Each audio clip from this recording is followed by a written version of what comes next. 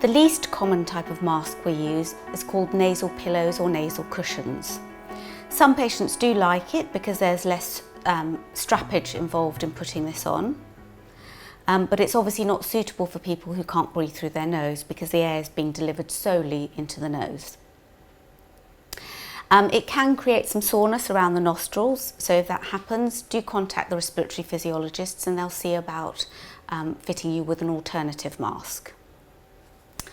So this one, Amna, I think I start by putting the cushions in my nose first, is that correct? Yes, and then slipping the straps over the top of your head.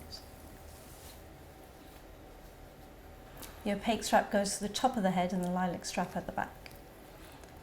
Make sure the pillows are positioned round your nostrils to create a seal at that point. And if I want to tighten it a little bit, I can do it like so. Yes.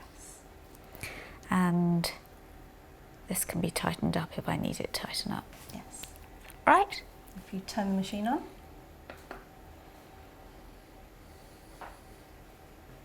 Is that leaking?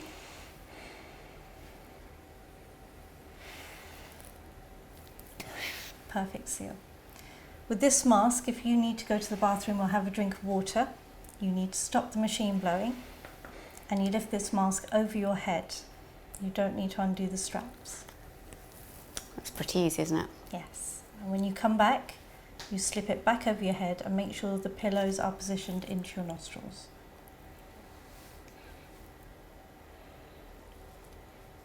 Opaque strap over the top of the head, further back.